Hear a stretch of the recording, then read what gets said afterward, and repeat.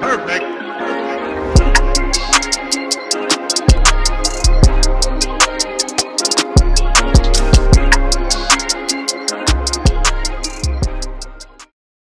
Back, everybody, to episode 10 of the Bright Lights Podcast. I'm your host, Deeks, joined as always by my two wonderful co-hosts, Mahoney. What's up, guys?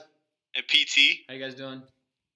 We're super excited today. Today's a big day. It's episode 10, double digits of the Bright Lights Podcast. How are you guys feeling about that? Big milestone. I'm pretty proud of ourselves, actually, that we got this far. Yeah, we're actually really amazing.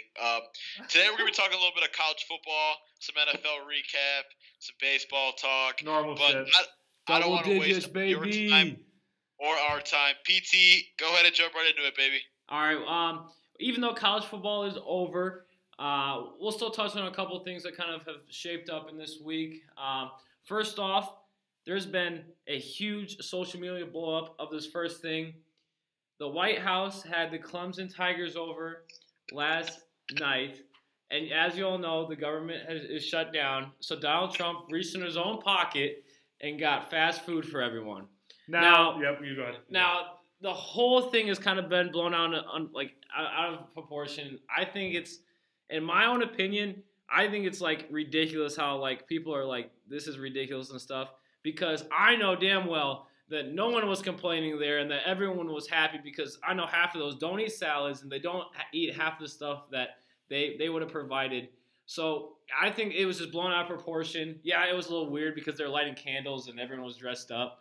But like I said, in my opinion, it's not the end of the world. I think it was actually kind of cool. It was a little weird, but it was awful. I mean, Diggs, I don't know if you saw my tweet. I know PT saw it. I saw your tweet. Yeah, don't worry. dude. I liked your tweet, actually. Good. I don't even know because my notification thing on Twitter is all left up. But so I forgot where I saw it, but somebody was like ripping on him, just absolutely destroying him.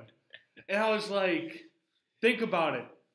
We're in college, so like we kind of know, but think college athletes win a national championship and their prize is a room full of fast food.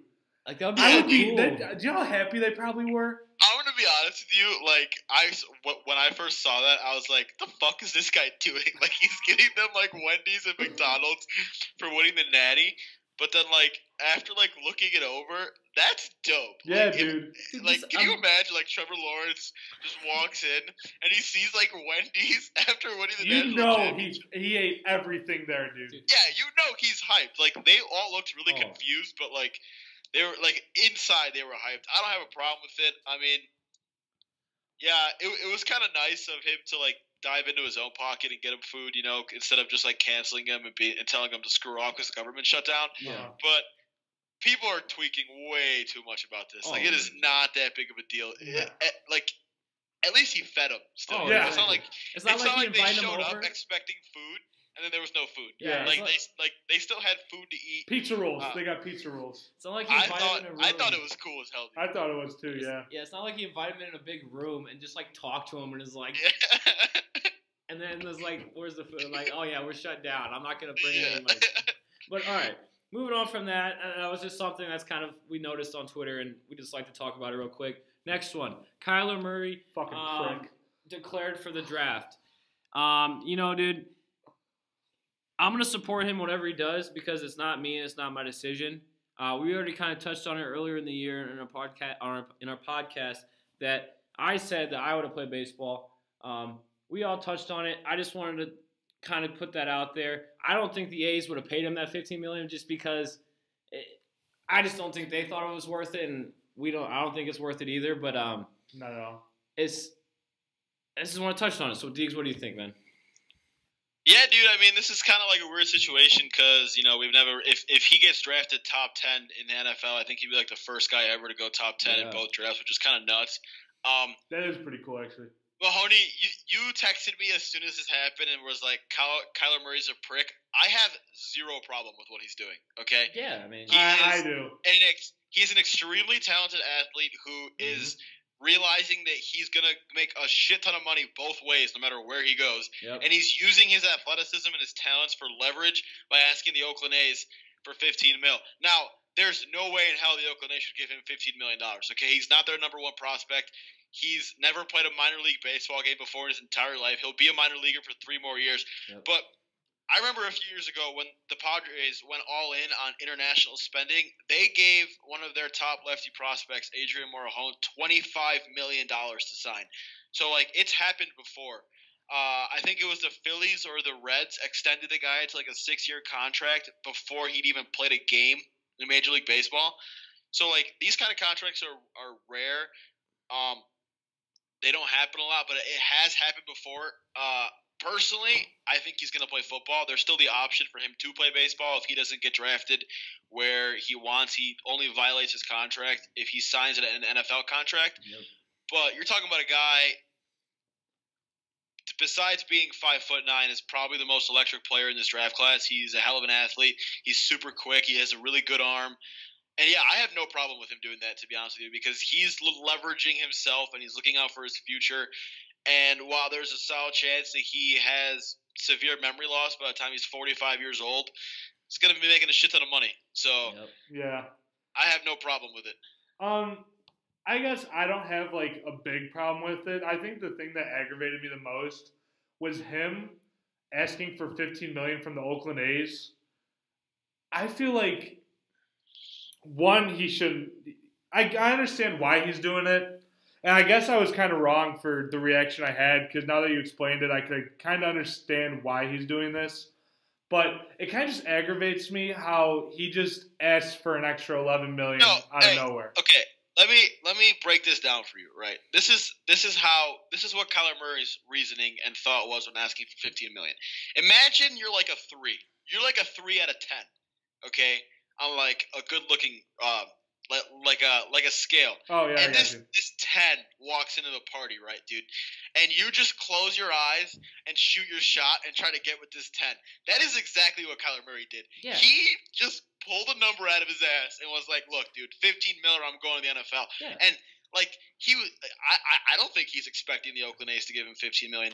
But if they do, then he's going to make a lot more money with the Oakland A's and those 15 mils. Why is a minor leaguer? Then when he gets to the pros and make even more money than he would in the NFL. He's giving himself leverage. It's a leverage move. It's something we'll talk about when we get to baseball later on. If you're going to bring up this mystery team, which I know you're going to, all of it is leverage. It's a leverage move, and that's exactly what he's doing. Yeah, so yeah, exactly. I don't have a problem with it. No, yeah, I think he was just testing the waters. I think, to be honest with you, I think in his mind the whole time he was going to declare for the draft. I don't think he had intentions to play baseball. Yeah, well, like you said, he was testing the waters. Everything I've been seeing is that in his heart he loves football. That's his love, I guess. But man, the numbers that just tell you that he could be good in the MLB, man.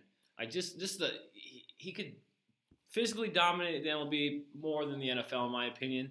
But he could prove me wrong, and I hope he does. I hope he goes and proves me wrong. But enough with that. Actually, no, I got one more thing about Murray. Kind of going off what PT said.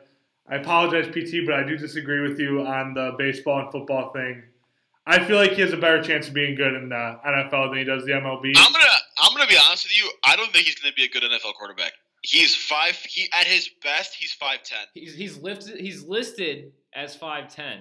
And yeah, so I've never like met 5'8". anyone in my life that is listed at the proper height. When he goes, and we'll find out. We'll find out when he goes to the combine. When he goes to the combine, and that's when we'll find out how actually tall he is.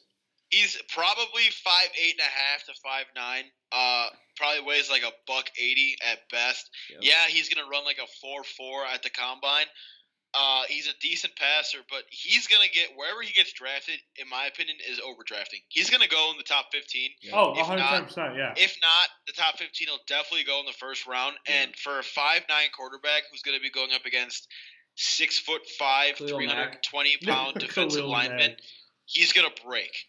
Yeah. So I would go the MLB route if we're talking about, like, a success standpoint. But his heart's with football, man. Oh yeah, and you can't judge the guy. Exactly, no. You can't take that away from someone. But actually, you know what though? I want to talk. I think that this is kind of getting hidden in this whole situation. Is how bad of a pick that was for the Oakland A's. I think looking at it, that was an awful pick. Yeah, I would not have taken a guy who was about to step in as a starting quarterback for probably one of the best offenses in college football that plays in a conference where his stats are going to be inflated because nobody plays defense in the Big 12. Uh-huh. And, I mean, if you're the Oakland A's and you had any intentions of drafting him, you had to have at least spoken to him about his future with football. Yeah, seriously. And I don't think he would have been like, nah, dude, I want to play baseball. Like, if they talked to him, he probably would have been like, yeah, I love football. I want to play football. And then you go ahead and you take someone else. You take a guy like Brady Singer or anybody else. That went after him, Matt Liberatore, anybody. But that was a really bad pick. But that's two guys in the top 10 this year that didn't get signed by their teams. Yeah, or aren't playing continuing with teams. that, have you looked at his stats? To me, they don't scream number 9 overall pick. I think he had 290. So what was this last year? Was it his junior year this last year? He was a redshirt junior this year, yeah. Okay. So he played 3 seasons of baseball, 3 or 2. But I know the season before this last, he batted like $120. His first year, he was awful. He had like $180. Yeah, you're right. Yeah. And then this last year, I mean, it's not like he was batting like 320 with 20 home runs and 40 RBIs. I mean, I don't see the number 9 overall pick in him. Okay, his first year, so he played baseball at Oklahoma for 2 years. Yeah. Okay, he hit 122 his first year Uh-huh. with a 317 OBP, which is – the OBP's not awful, but he barely played. Like, he only got 49 at-bats. So that's not – then as a full-time starter in 2018, he hit 296 with an OBP of 400. Okay. A 556 slugging percentage, 189 at-bats where he had 56 hits, 10 bombs, 47 RBIs, and he stole 10 bags. He got caught stealing 4 times. So while those numbers are good, they're good. I don't think they're number 9 pick, though. Anytime you get on base at a 400 clip and you hit somewhere close to 300, you're a good baseball player. But with his concerns and, again, the numbers not being like Nick Madrigal's numbers, I understand Nick Madrigal was a top whatever pick, but there's a significant break-off in there. So, yeah, I don't think he's number 9 worthy either. Yeah. All right, PT, we can move on to Mr. Tate. Okay, so moving on to the last part, college football. Not much to talk about for today. Tate Martell, nothing too huge with him, but I did call this in our last podcast. Yeah. Tate Martell threw his name into the transfer portal. Now listen to this. The transfer portal is not even – he's just throwing his name out there to teams. It doesn't mean he's 100% transferring. What he's doing is he's kind of doing what Kyler Murray's doing. He's throwing out a rod into the lake, and he's seeing who will take me and what options do I have here. Now, I was reading that he has about 12 schools that probably on the West and East Coast that he could possibly go to. I wouldn't be surprised if he does transfer. But like I said, it's small. Throwing your name in a transfer portal doesn't mean really anything. It just lets you know you're interested. Yeah, he has a lot of schools that are interested in him. He did visit the U, Miami. Yeah. So I could see him going there. Their quarterback situation kind of sucks. But if you guys remember last week, we talked about Justin Fields and Tate Martell. And I said that Justin Fields is filing that grievance claim against that Georgia baseball player or whatever that would allow him to play this year. If not, he's going to sit out. Yep.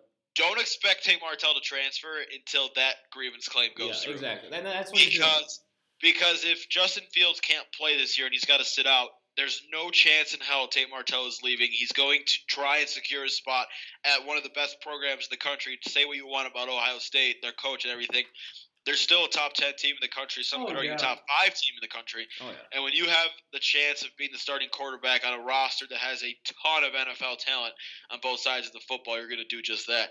So he's not going anywhere, in my opinion, or at least he shouldn't go anywhere, in my opinion, until that grievance claim is finalized and we know if Justin Fields can play or not. If Justin Fields can play, he's transferring. Yeah, I agree, 100%. Yeah, he's going to wherever he deems as the best opportunity. I personally kind of view Tate Martell as like a Johnny Manziel type.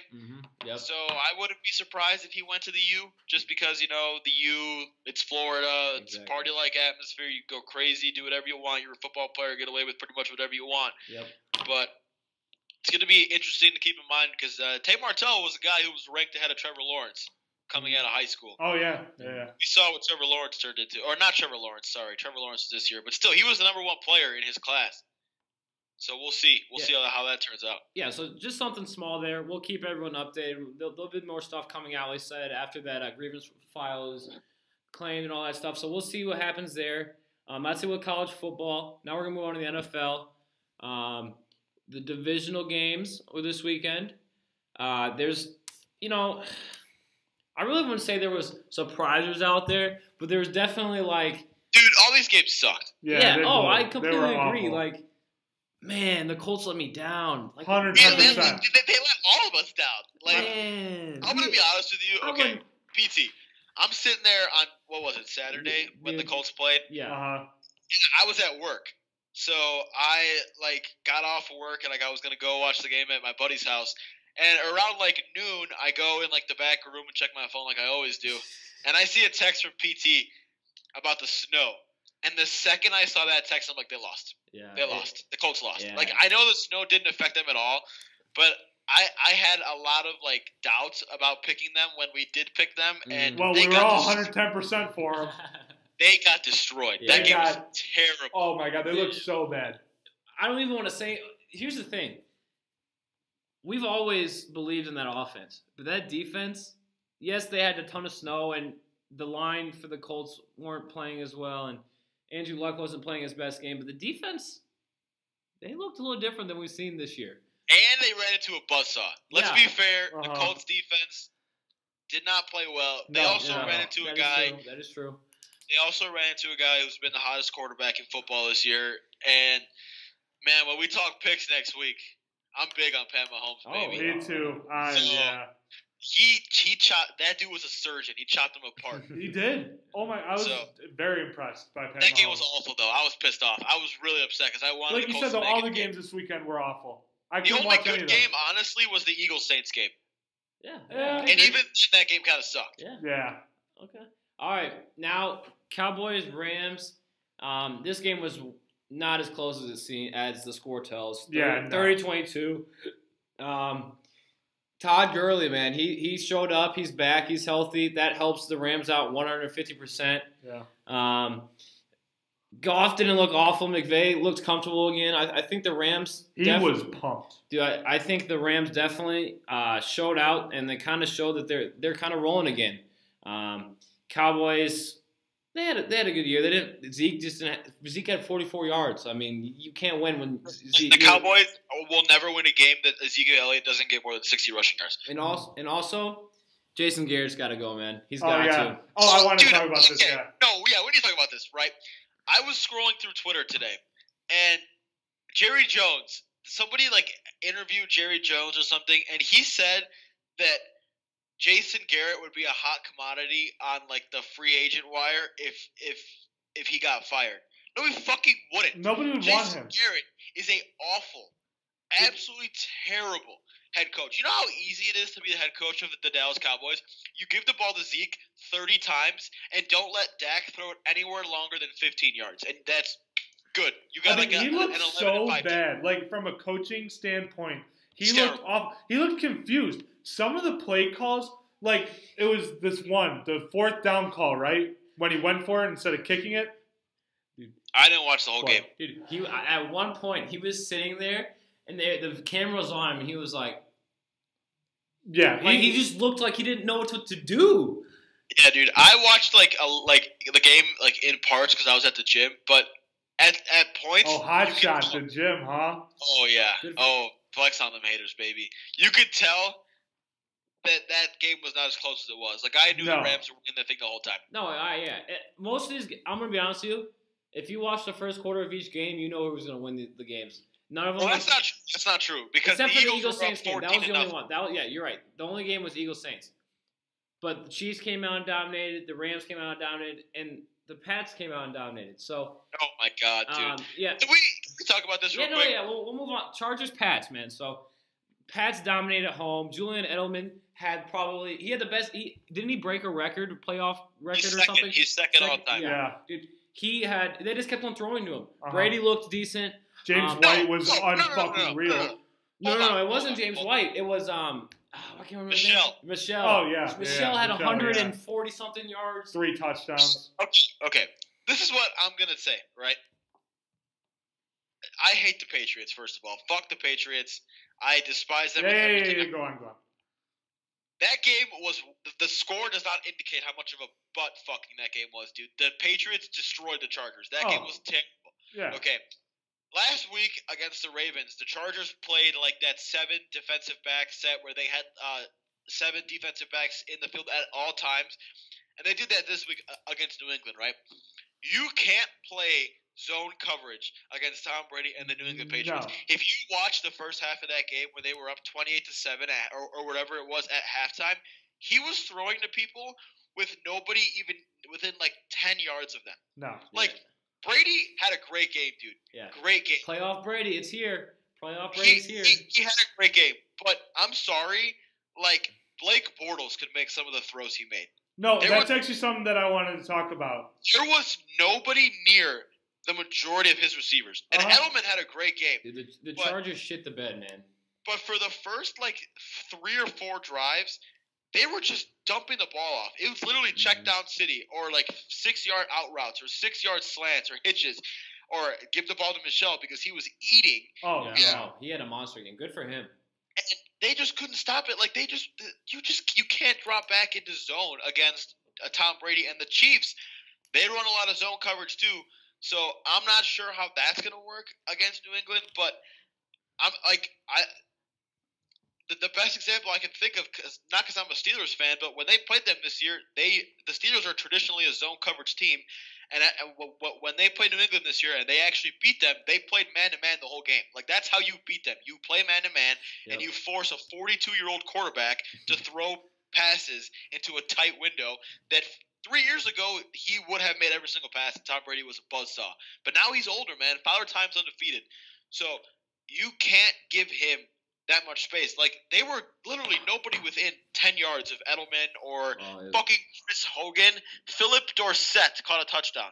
Philip Dorsett caught a touchdown. Man, it was ridiculous, man. It wasn't even a game. No, and the Chargers' offense was terrible. Yeah, Philip Rivers was shit. Dude. Yeah, dude. Philip Rivers couldn't throw shit. His offensive line couldn't block shit. I mean, it was he awful. Had no time he had to no throw time. at all. I watched that game. It was awful. All right, enough of that game. Well, I want to say something real quick, too, about next week's AFC Championship game is going to be a track meet. It's going to be an offensive game. It's going to be fun to watch. It's going to be one of those new NFL games everyone wants. Here's what I will say about that. The Chiefs are 8-1 at home this year. They lost 1 game at home this year. The Patriots on the road are like 3-5, or I'm pretty sure they're 3-5. So, and when they played each other, because they did play each other this year, they played in Foxborough, and New England won by a field goal. Yep. So, it's going to be a great game. Nobody wants to play in Foxborough, but nobody wants to play in the Kingdom, baby. So that's going to be a good game. I'm really excited for that game. Oh, man, it's going to be good. All right, last game. Don't have to say much about this game. The better team won. Drew Brees. And he's good. I want to say something about this game. And I know. Hold up. And then I do then also, my whole 2019 was made because Alshon Jeffrey dropped that ball. Now let me explain.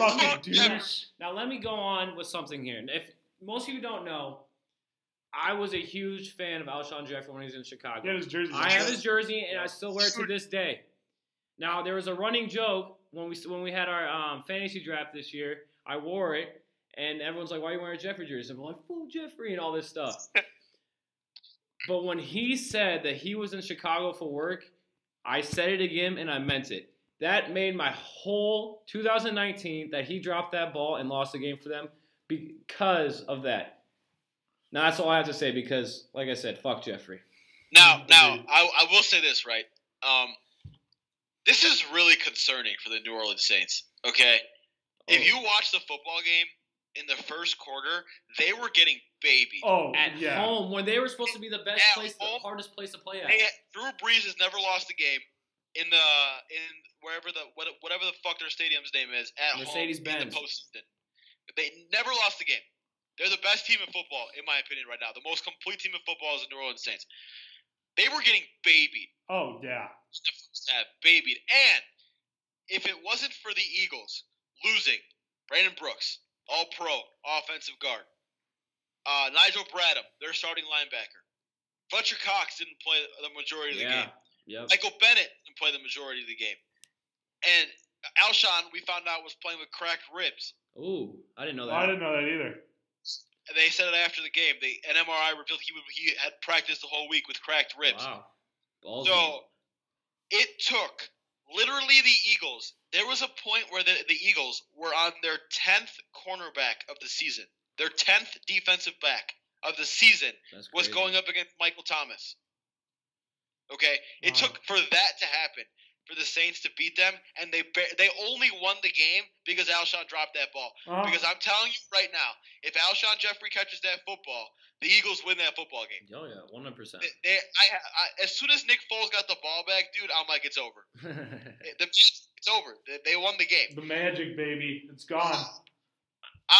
What I do want to say is, did a lot of it probably have to do for the fact that the Saints starters had been resting week 17, and then they had the bye week, so they had been a little rusty? Yeah. And are they going to be more amped up and prepared for a rivalry game against the Rams? Because we know that those two teams don't like each other. Yeah. Yeah. But that's really concerning from the Saints' point of view. And Drew Brees was amazing in the second half. Yeah, he was amazing. 300 yards. They don't lose. They don't win that game. One, if Alshon catches that ball, and two, if the Eagles' whole team isn't made of glass. Yeah. So that's true. Yeah, it's true. The Eagles have always kind of been like my second or third team because Pennsylvania, Pittsburgh, and everything, and I really like the Eagles.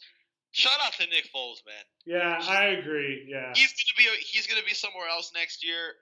He won them a Super Bowl. He went head to head with probably. He did better than Wentz did this season. He went head to head with probably a top 3 quarterback of all time and almost beat them in a place where Brees has never lost in the playoffs before. So good for him, man. Okay. After recapping the NFL divisional games, we'll move on to actually our updated standings now. Mahoney has our updated standings, I believe, correct? No, we'll do that on Thursday. We'll do that when we do all the picks and stuff. That's fine. Okay. Next, we'll move on that there was a statement posted that the Bears left open the possibility of Kareem Hunt.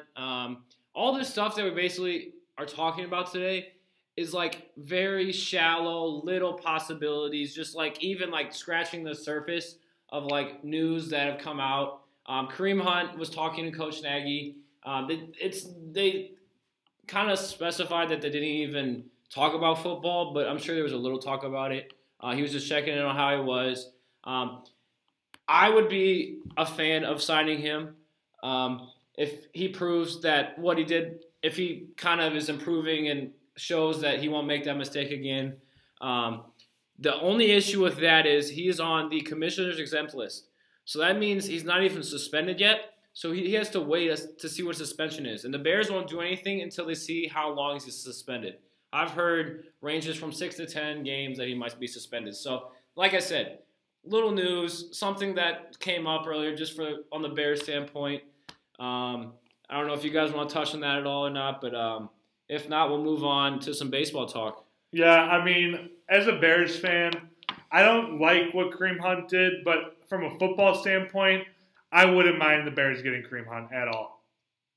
Yeah, I mean, if you're a moral human being, you don't like what Kareem Hunt did, right? He kicked the shit out of a girl. No matter what the girl did, there's better ways to approach the situation than kicking the shit out of her.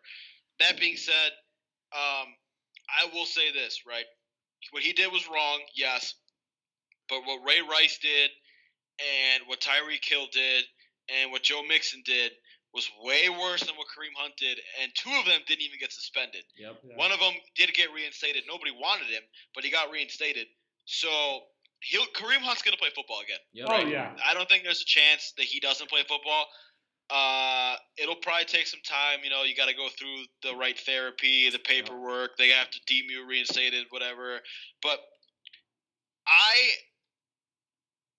don't think there's a better fit in football than for him to go play for the Chicago Bears. Yeah, I know. And I don't like the Bears that much. Yes, But- you do. You love the Bears, Deegs. Fair enough, baby. If he went to the Bears, dude, Kareem Hunt and Tariq Cohen in that backfield, wow. And Wow. what we can get for trading Jordan Howard. Yeah, you could get some draft capital for trading Jordan Howard and use that to fix up your. The only hole the Bears have, in my opinion, Offensive line. one is offensive line. Yep. 2 kicker, I know. No, I wasn't gonna say kicker. I think Parkey's fine. He's not going to be on the offensive- team, though. He's a hell of a lot better than Boswell, so fuck off. Offensive line, and you probably have to get one more weapon. But I think it'd be really fun to watch if he went to Kareem Hunt. Are we gonna talk about this bitch Antonio Brown or no? Yeah, we can talk about it. All right. Okay. So, I mean, I don't have much to talk about him. I don't either. I have something. I always see you tweeting about, I want him, no, I don't. No, okay. No, Let me hold get on. Let me finish. PT Hold finish. on, let me finish. Only thing I saw is that he removed Pittsburgh Steelers from his bio, and that Yep. Jerry Rice has said that he has been saying that he wants to go to the 49ers. I can see it. Why would someone not want to go out to San Francisco and play football? Exactly. I mean, it's San Francisco. But like I said, that's all I had to really say. I just kind of want to hear what you had to say about it. Uh-huh. But you go ahead. This is what I have to say. Okay. Oh, God. First, it starts out like, holy shit! Like it really hit me. Like we're not gonna be playing football with Antonio Brown next year. Like wow! Like the guy has been my favorite player, or one of my favorite players for a long time. He's a fantastic receiver. At his best, he's probably the best receiver in football. Then a report comes out that him and Art Rooney II, who's the president of football, whatever the hell the guy is for the Steelers, comes out that they talked, and Antonio Brown said he's willing to make amends with Pittsburgh, or he's willing to go play somewhere else. He doesn't care. Like that's basically what it was. Like he basically said, "I don't care. I just want to play football." Right? At that point, I was like, "You got to go make amends with him. Like someone buy this dude a fucking car or something and make him happy again, so he can come and ball out, and our window stays open." And then he takes him out of their bio, out of his Twitter bio, and I don't know what that means. I don't know if that's him being a little bitch. I think it means that the Steelers told him to go fuck himself. To Honestly. be fair with you, he's a bitch, right? He's a bitch. He's been doing this for a long time. He live streamed their locker room after they won that game, and Mike Tomlin was giving them a speech. He threw a football at Big Ben. Like you're a grown ass man. You don't throw a football at another man, then walk out of practice and leave at halftime of a football game. Like that makes you a bitch, right? He's a diva. We know that, but he's a great football player. So it's always been able to. He's always been able to overcome it. Now, this whole thing of him playing in San Francisco, I get it. Like, yeah, who wouldn't want to play in San Francisco, right? You got Jimmy Garoppolo. It's San Francisco. It's California. Why would you go and play at the same place that Jerry Rice played at? Think about that. Yeah. Antonio Brown's going to go down as one of the greatest wide receivers of all time. And the only thing he doesn't have right now is a Super Bowl ring. So why would you go and play at the same place where a lot of people compare you to a guy, Jerry Rice, who is the consensus greatest receiver of all time? I don't think we have to talk about that. He is the GOAT in terms of the wide receiver position. Why would you go play there? That's the same thing like, why would LeBron ever go play with the Bulls? He never would. You never know. Even if the Bulls offered him a lot of money, he'll never go play somewhere where Michael Jordan played because he wanted to create his own legacy. So, Oh, bullshit. He wants to create his own legacy. why would he not want to create his own legacy? We'll talk about this later, because... So why would he not want to create his own legacy? Okay, what he did with the Heat, that's not creating your own legacy, dude. Dude, I'm not saying he's okay. What I mean by create my own legacy is not go play somewhere or go play at the same place that the guy that they compare you to being the greatest player of all time. Okay, I agree with that. That's what I mean by creating your own legacy. Okay, I understand that. Like if Kevin Durant wants to go play with the Lakers or with the Cavs, he's a bitch. Like he's a bitch already, but he's not creating his own legacy. He needs to go play somewhere where no great player has ever played. No He's one's a ever won a bitch. championship. Yeah, all right. Continue. Right. So at this point, you got to trade him. You have to trade him. Okay, you have to trade him. You trade him to San Francisco, get something, maybe a first next year, a second this year.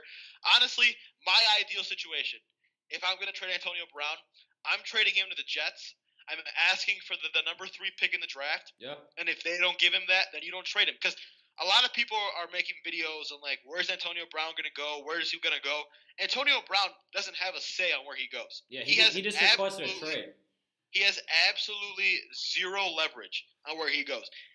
The Steelers are going to decide where he gets traded. The Steelers are going to decide what they're going to ask for. And if he doesn't like it, he either shows up or he doesn't show up. I would rather him sit out than burn us on a different team at this point, right? Yeah. But I don't think you have to trade him. You have to trade him, and you have the right to ask for the world for him because he's for sure. At his best, he's probably the best receiver, if not the second best receiver in football. But yeah, if I'm trading him, I'm trading him to the Jets. I'm asking for that number 3 pick, and I'm drafting probably whichever one of Nick Bosa or Josh Allen is there, and you go from there. You have Juju, you have James Washington. You can use Watt and Bosa. Wow, Watt and Bosa. Watt and Bosa or Watt and Josh Allen, one of those two. You can ask for. You can draft a receiver in this draft class with the 20th pick if you want to take a defensive player with the pick you get from the trade. And then you're still in a pretty good position. I don't think the Steelers win the AFC North next year with Antonio Brown. So you might as well get younger, get some draft capital. Big Ben's going to retire soon. Look for the future, yeah. Start looking for the future because the Cleveland Browns are really good. Really good. Yeah. And if we ever do off-season predictions, you guys are going to be we definitely will. Yeah. What I'm going to predict for the Cleveland Browns. But they're really good. And the Baltimore Ravens are really good. Yeah. So if I'm the Steelers, you got to start looking towards the future. Big Ben's not going to be here forever.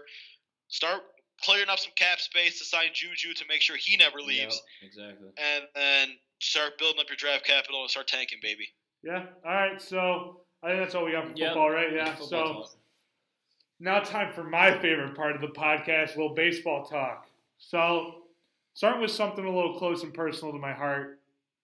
Avi Garcia has signed with the Tampa Bay Rays. I know it's not big news, but knowing White Sox history, he's going to go to the Rays and hit 40 bombs at Tropicana. He's going to be an all-star next year. I feel like the top fielder in baseball. He's getting paid, I think it's $2 million guaranteed. $3.5. I don't understand why the White Sox couldn't have done that. Yeah, and if you're Avi Garcia, like, I'm looking at that outfield. What do they have? They have Tommy Pham. He's good. Yes. You got Kiermaier coming back. Uh-huh. When he's healthy, is probably the best defensive center fielder in baseball, if not top 3.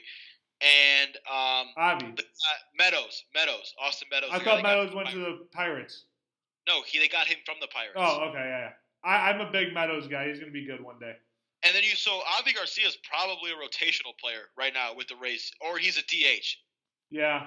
He's not going to play the outfield, so I don't know. I don't see the logic in this, like on both sides. It's a hitter-friendly park. I think he's taking a flyer on himself. But yeah, I think he's taking a flyer on himself because it is only a 1-year deal. He has $2.5 million in incentives, so the deal can go up to $6 million if he puts up numbers or whatever. I didn't really see what the contract was, but there are a lot of incentives. And yeah, it's a low-risk, high-reward move for the Tampa Bay Rays, in my opinion.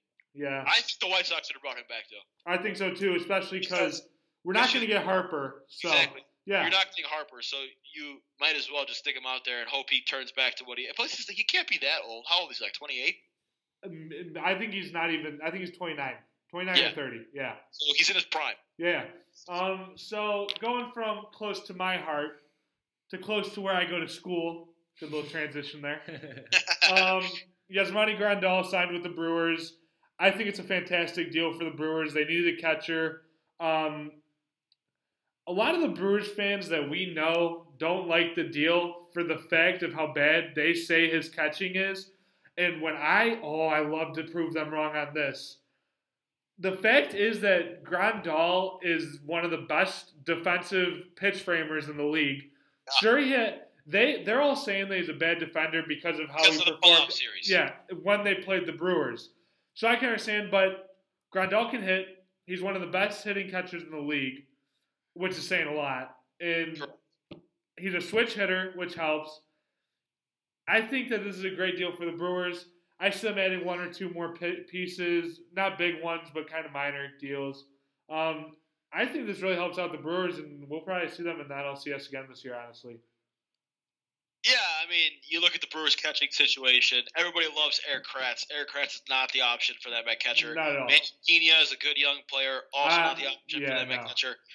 All the defensive metrics, whether you want to follow defensive metrics or not, Seiya Grandal is a very good pitch framer. He's actually the best pitch framer in baseball. So that's a big plus right there, especially for a pitching staff that is probably going to have a couple young guys. The Brewers have a lot of good young pitching prospects coming up, and their staff from like a normal standpoint really isn't that good. So anytime you can get a catcher to get you a few calls here and there, it's going to benefit you a lot. He's going to benefit that pitching staff a lot catching for them. Switch hitter, like you said. I do want to say this though. You're a fucking moron if you think that Yasmani Grandal is a bad defensive catcher because of that playoff series. Oh, yeah, 100%. Absolute moron. Yeah. Because, sure, he struggled, yeah, but, okay, if Derek Jeter makes, like, 2 errors in a game, does that make him a bad shortstop ever. Yeah, no, like, shut the hell up. He's a good defensive catcher. He's a switch hitter.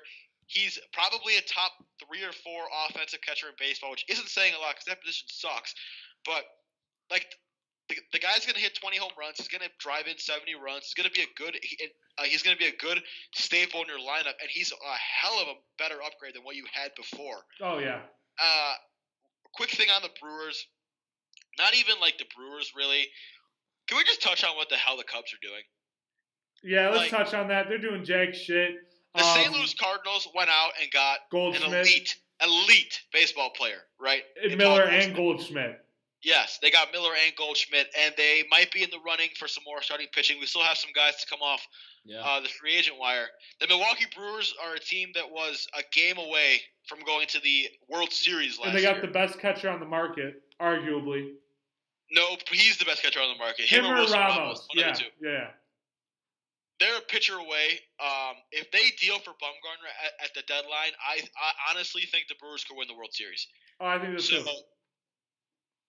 When you have 2 teams like that, especially one that took the division from you last year, because that's exactly what the Brewers did. And, staying with NL Central, the Reds are making moves, too. And even the Pirates aren't bad. Like, for what they've done, the Pirates are a good young team. They're underestimating this whole division. The Cubs have to do something. No, and they haven't. And it's because they can't. They can't. They literally can't. I understand Theo Epstein is a great GM, right?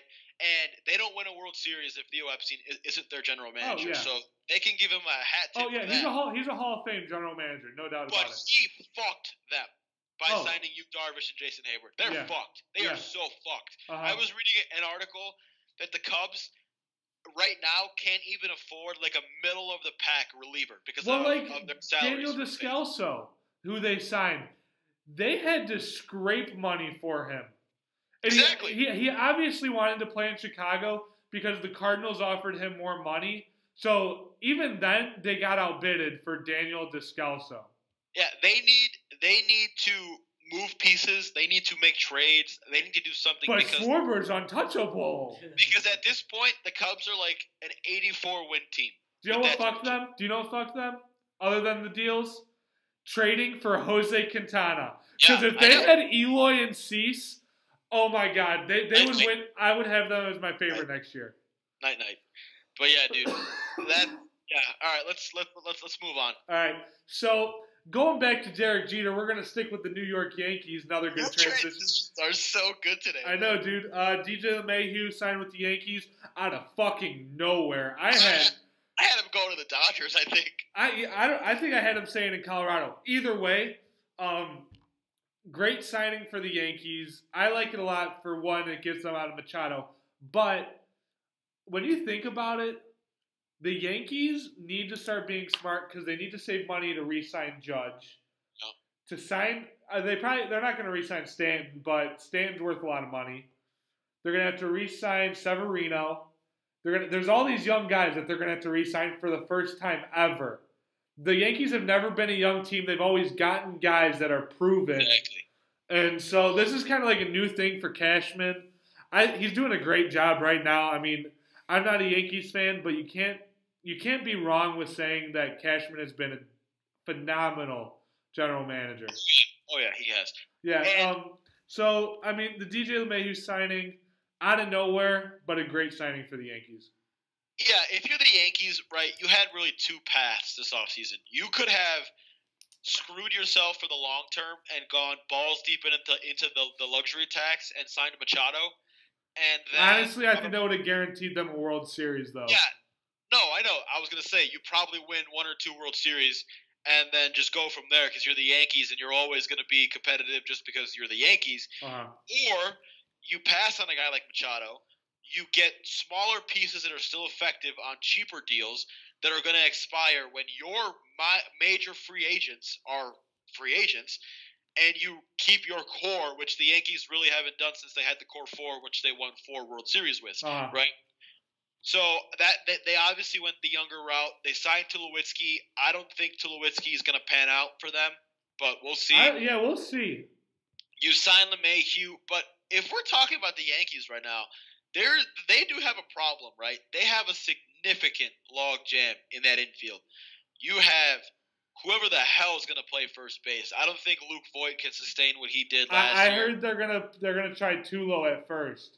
Or LeMahieu, I heard that too. They're going to try one of those two at first. I'll touch on that in a second. You have LeMahieu, you have Tulo, you have Gleyber Torres, and you have Andujar, right? If I'm the Yankees, here's what I do. I don't move DJ LeMahieu from second base. He's a Gold Glover. He's a fantastic second baseman. He's going to rake in that ballpark. Play him where he's comfortable, right? He's a veteran. He's an established hitter. He's going to bat 2 or 3 or no, probably 1 or 2 or 6 in your lineup, depending on how you create that lineup. I keep him where he's comfortable. I play Gleyber Torres at short where he's comfortable, and I play Andujar at third, and then I use Tulo as a utility guy to spell one of those guys. And you got to get a first baseman if you're the Yankees at this point. They don't have a first baseman. Greg Bird sucks. Luke Voit, albeit he went on a tear last year, I don't think he's the answer. Maybe this is probably really stupid, but maybe you move Gary Sanchez to first base and you go get Real Muto from the Marlins. Honestly, I don't think that's stupid at all. I think that actually makes a lot of sense. I just think it's stupid because Gary Sanchez is a terrible defensive catcher, and I'm not sure how good he'd be at first base defensively. But that is a possibility. I don't know. They have a lot of moves to make still. Yeah. So they're in a really good position because they got a really good player out of nowhere for cheap in DJ LeMahieu. Yeah. Well, I mean, sticking with Gary Sanchez and playing first, I mean, I'm a first baseman. I'm not going to knock down first base. First base is tough to play. But I do believe that first base is a hell of a lot easier defensively than catcher. Oh, by far. But he sucks at catching. And I'm going to be honest with you, right? I used to play first, and I used to catch. And a lot of the things I did, I caught, and then I played first base probably for a year or two, like 2 years ago. A lot of the things that I used as a catcher in terms of blocking and scooping and stuff are what helped me transition into being a not good, but like a decent first baseman, right? Because you have to pick and you have to have the good hand-eye coordination. Gary Sanchez can't do that right now. Yeah. He can't block and he can't pick. So I don't know if you can put a guy, for example, like Buster Posey is probably going to play first base, and I have no problem with him doing that. Yeah. Same thing with Joe Mauer, right? They're catchers. Most catchers, when they get older, they play first base. But those guys were elite at picking and blocking the ball. Gary Sanchez sucks at that. But if you want to sacrifice some defense for the offense, that having Real Muto and Sanchez in the lineup together on top of Stanton, Judge, Hicks, Torres, like that's a scary lineup, dude. And I don't know. They're going to have to do something about it. Spring training starts in about 40 days. So fucking excited. Oh, I'm so happy. But they got to figure that out pretty soon. Oh, yeah. So going from the New York Yankees to the other side of New York with the Mets. Jesus Christ. God, my transition's a good night. Jed Lowry signed with the New York Mets. I don't know what do you think of this signing? Again, just like the Yankees, Mets have a real crowded infield. That's right? what I mean, yeah. You look at all their positions. You got Cano. He probably plays second base for a year or two until you got to transition him over to first. Even when you want to transition him, they have Peter Alonso. You know, we saw Peter Alonso in the minors last year hit 30 plus bombs. He has a shit ton of power. For some reason, they like Ahmed Rosario. I think Ahmed Rosario sucks, but he's their shortstop. Then at third base, you got Todd Frazier. You got Jeff McNeil, who was one of their prospects. He was pretty good last year. Honestly, you either got to play – the Mets had to trade someone, right? And I think what I would do is let Peter Alonso play first base. He's your future first baseman. You got to let him get developed. Let him play first. Cano has to play second because of what you're paying for him. You can't have a guy like that not give you any kind of value by sitting on the bench. Rosario, they like him. He's a good defensive shortstop. He can't hit for shit, but you got to play him at short because he's your perceived shortstop of the future. And then you have to play Jed Lowry at third base until he proves otherwise, right? Yeah. And then you use Jeff McNeil, who's a very talented young player, probably your second baseman of the future, in a utility role, which means you have to trade Todd Frazier. Yeah, I think Todd Frazier is definitely out the door. Or you hold on to Frazier and you trade McNeil, who's a more enticing, has more trade value. He lit it up, though, last year. Yeah, you trade him, or you really go all in and you trade him for some bullpen help. Because they're a reliever or two away from having a very damn good bullpen. So it's going to be interesting to see. They have to make a move, too. Either someone's getting DFA'd, someone's getting traded. I don't know. I think it would be stupid. I honestly wouldn't be surprised if Frazier gets DFA'd. He was awful last year. I also wouldn't be surprised if they played him at first and let Alonso play in AAA for a few months, which would make no sense to me, but it's the Mets we're talking about here. Yeah. So I think you got to play him at first. Jeff McNeil has to either get traded for a really good reliever, like a really good reliever, or you got to use him in a utility role and try and trade Todd Frazier. I don't know who would want Todd Frazier, but you got to try and trade him for something. Yeah. So sticking with the New York Mets, we're going to talk about a former New York Met. Curtis Granderson decided that he will come back and play in 2019. Kind of a small thing, but I thought since a lot of our listeners are from the Chicago area, a lot of them probably know that Curtis Granderson is from Chicago. Does a lot with Chicago. Thought it was interesting just talking about him for a couple of seconds. Curtis Granderson will come back next year. I don't know what kind of deal he's going to get. He'll probably get a one-year deal. But honestly, he'd probably sign a minor league contract, in my opinion. I honestly think that he's going to sign with the White Sox. I think he's either going to sign with a really bad team or a team that's not going to be good, like the White Sox. White Sox, the Orioles, the Royals. Maybe go back to Toronto. I don't know. Or he's going to sign with a contending team that is going to just bring him in as a leader, right? Curtis Granderson has a lot of experience. He's got playoff experience. He's a good mentor. So, yeah, he's either going to come in to be a guy who doesn't play a lot for a contender, or he's going to be a guy that's going to come in to mentor young guys on the White Sox. Wherever he goes. Yeah. Wherever he goes, right? Yeah, I mean, Curtis Granderson, he's not a Hall of Famer. No chance he's a Hall of Famer. Hey, he's in a Hall of very good, though, because when he was in his prime, he was unreal. Good. Yeah. He was a very good baseball player. I'll give him that. Not a Hall of Famer, but a very good baseball player. Yeah. So, yeah, man, good for him. Bartolo Colon also looking to play in 2019. Shout out Big Sexy. Come to San Diego. I love you forever. And, yeah, man. All right, so moving on. Before we get to the big talk that everybody wants to talk about, Harper Machado, I just want to talk about one person. BJ Melvin Upton. Hey, did you hear about this? Yeah, former Padre legend. He's going by BJ now, right? What the fuck is he doing? No, he's going by Melvin now. No. So you didn't hear about it today? No, he changed it, didn't it? All right, so he was BJ, then he went to Melvin, then today he announced that he's turning it back to BJ. Good for him. I mean, yeah, good for him. Like BJ, But what's that mean? It means blowjob. So just thought it'd be interesting to talk about that for a couple of seconds. Also, fuck that dude. He ripped the Padres a new one for like 10 minutes today on MLB Network. Fuck that guy. Who? They traded BJ Upton. He ripped him a new one. He's like, what the fuck are the Padres doing, basically? That's basically what he did. Today? Fuck that. Yeah, today. Fuck that guy. He works for MLB Network, doesn't he? Yeah. All right, so enough of BJ talk. Some big news.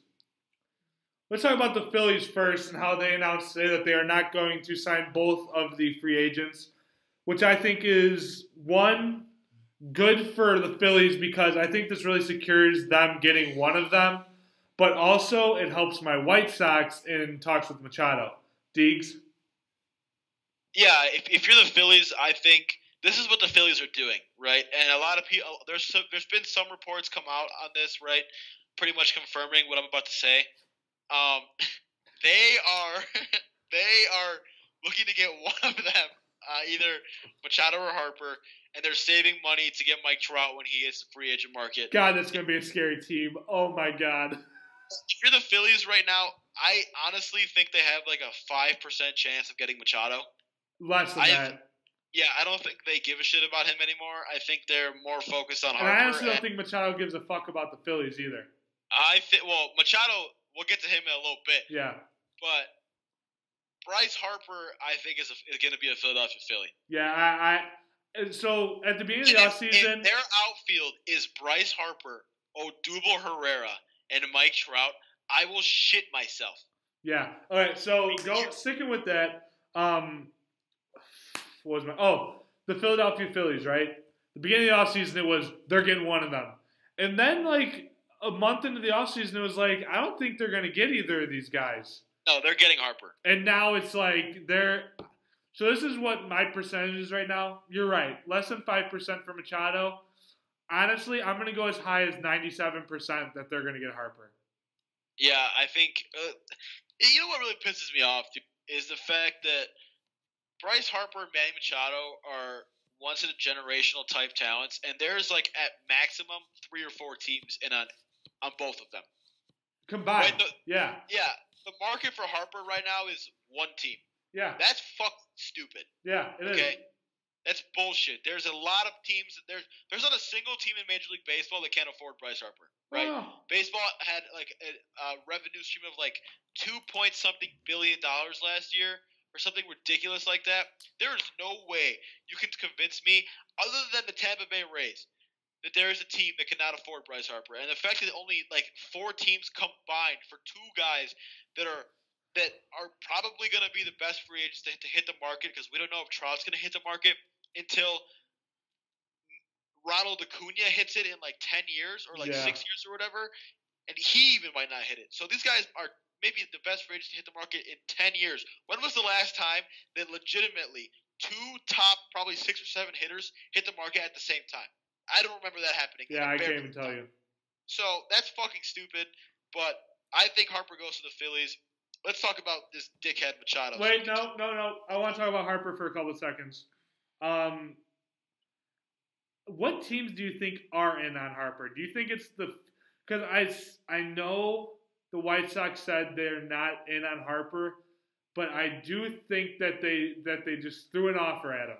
I feel like they had to have.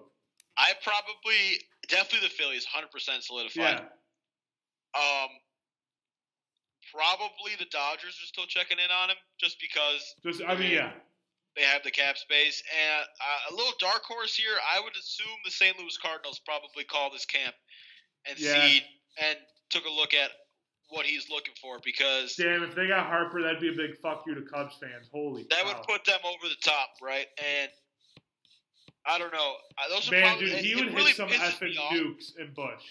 It really pisses me off that those are the only 3 teams that are in on him, but like that's what I think. And probably to an extent the Nationals, probably not anymore, but they were. Oh yeah. Him. So enough with Harper. Let's go to Machado. He's going to the South Side. Yeah. Here's what I saw about Machado. Right. A lot of reports came out yesterday that at this point he doesn't give a shit where he goes. It's just whatever team's going to give him the most money, right? That's what a lot of things I saw. A lot of the bigger reporters were talking about that too. Yeah, he's going to Chicago. He's going to be a Chicago White Sox. Yeah, I have no doubt in my mind. The only way he's not a Chicago White Sox is if this whole mystery team thing, which I personally think is bullshit, is actually true, and some mystery team offers him a shit ton of money and he just goes to play there. Because Manny Machado, think about this, right? No knock on the White Sox. I've been to a lot of White Sox games in the last couple of years. That stadium is dog shit. Here's what I'm going to say about our stadium. Okay, real quick. Oh, yeah.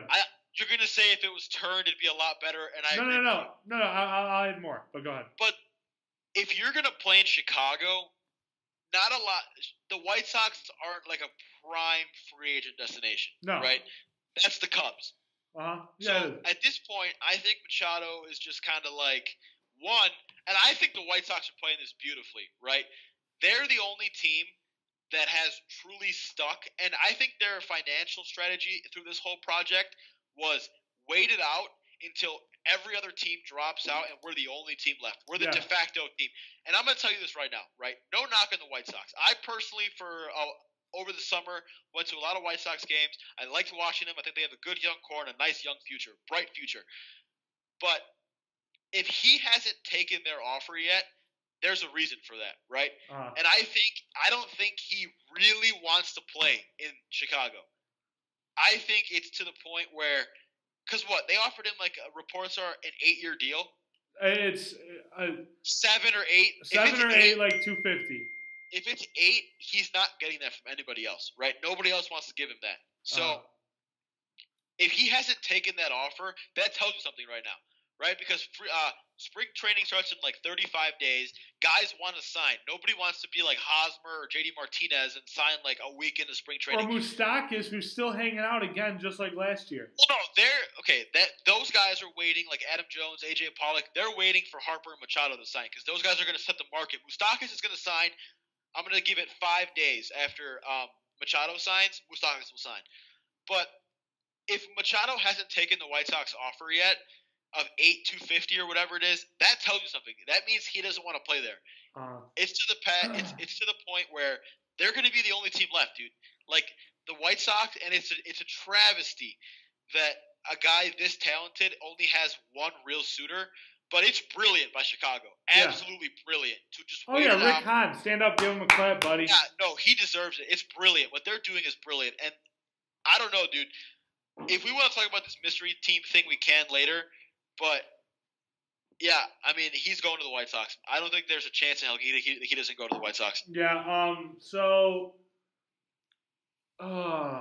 Manny. I'm very excited to see him with the White Sox. But it's going to be really interesting to see what the White Sox do. I mean, that's really about it for baseball talk. Oh, I did want to talk. I have one more. What? If they sign Machado, right? So, another thing. I'm assuming if the White Sox are going to – they had to have obviously talked about a positional place, like where he's going to play. Sure. Yeah, so that means you got to move Tim Anderson to third. All right, you want to hear what's going to happen? Well, no, I'm just confused, right? Because I'm looking down the line. I'm looking down the line. The White Sox are not going to compete this year. No. It depends what the Indians do. They're going to have a good team, but they're not going to compete this year. You got to look at the future, right? Madrigal is probably ready in 2020. Oh no, he will be. Yeah. Makata, you have to hope you traded away one of the best pitchers in baseball, if not the best pitcher in baseball, for Makata. You got to hope he pans out. And Kopech and Basabe. Exactly. Tim Anderson is not a great player, but he's not a bad player, and he's on a very good contract. So there's a logjam there. If you have Machado, Anderson, Madrigal, Makata, you know Abreu, but. All right, so this is what's going to happen. Moncada came up as a third baseman. He probably plays third. Tim Anderson has played second. So Tim Anderson's going to second, Moncada's going to third. This is what's going to happen. I hate to say this, but it's true. This is Yoan Moncada's deciding year with the White Sox. If Nolan Arenado is a free agent next year, they're not Nolan Arenado. Just listen. Okay, we won't get Arenado, but I truly still believe that this is Yoan's year for the White Sox. Because if he doesn't pan out, I honestly think if next year is like last year, I don't think he's wearing a White Sox uniform in 2020 for this reason right here. Tim Anderson's going up, right? Moncada's kind of leveling right now. Madrigal is our second baseman of the future. Yeah. Right? If Tim Anderson has also played third. So if Tim Anderson has a better year than Yoan and continues to climb, I see us trading Moncada while we still can. I think you have to. Yeah. Honestly, here's what I do. If I'm the White Sox, if there's a chance, if they're gonna get Machado, right? Yeah. Machado has to play short.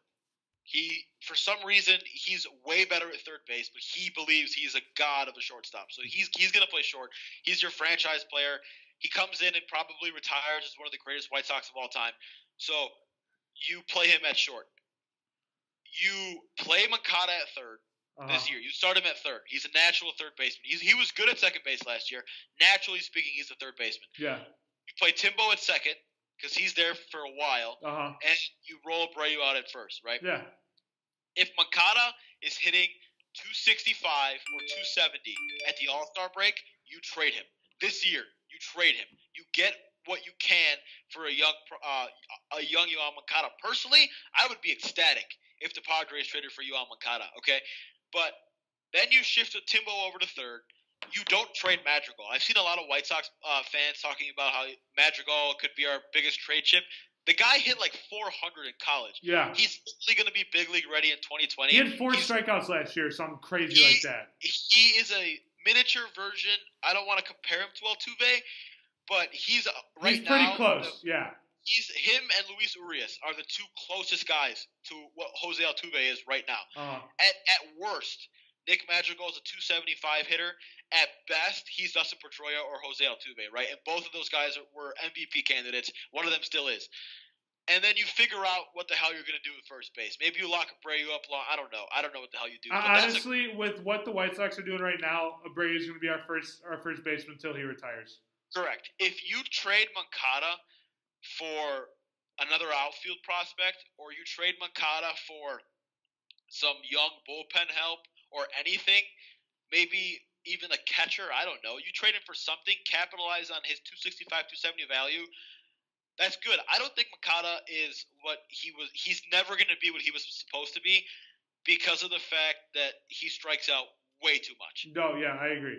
0 pitch recognition whatsoever. He was on pace last year to shatter the strikeout record. That's embarrassing. At his best, and if he didn't get hurt, I think he would have.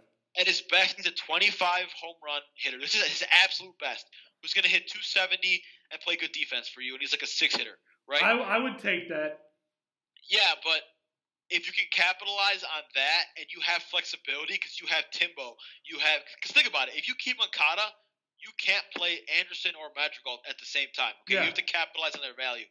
So if I'm the White Sox, I'm looking at it like, yeah, Moncada could be a 270 hitter. He could provide some power, but we could use him to fill holes elsewhere, right? You could go get another outfielder.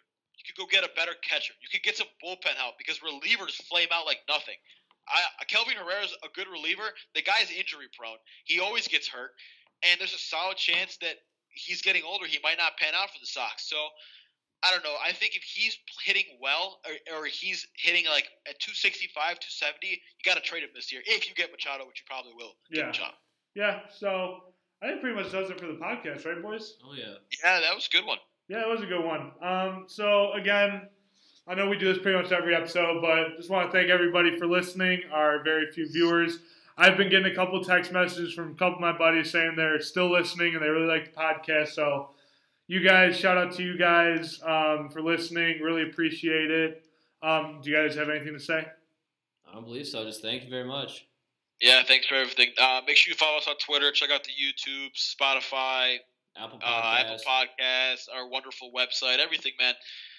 We appreciate everything that you guys do for us by supporting us. It helps us keep going, and yeah. Yeah, all right. Well, thank you guys for listening, and we will catch you on Friday. Yup. All right, bye, guys. Perfect.